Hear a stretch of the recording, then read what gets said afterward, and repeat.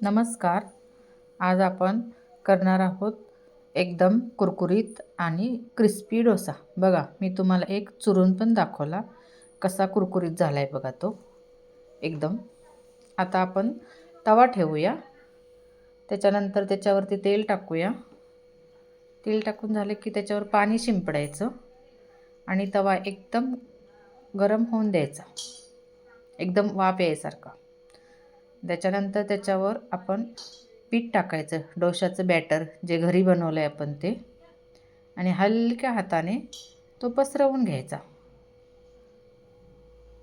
नंतर त्याच्यावर थोडंसं तेल सोडायचं किंवा तूप सोडायचं, जे अवेलेबल असेल तेच तुम्ही सोडू शकता. आता बघा तो डोसा कसा झाला आहे. आपलं पीठ पण एकदम कसं म्हणजे एकदम बॅटर कसं झालं आहे बघा ते. थंडी असूनसुद्धा एकदम छान जाळीदार डोसा बनला आहे. आता तो आपण पलटून घेतला बघा, किती ब्राऊन डोसा झाला एकदम. असा आपण डोसा बनवून घ्यायचा. आणि आता मी तो डोसा प्लेटमध्ये काढून घेते.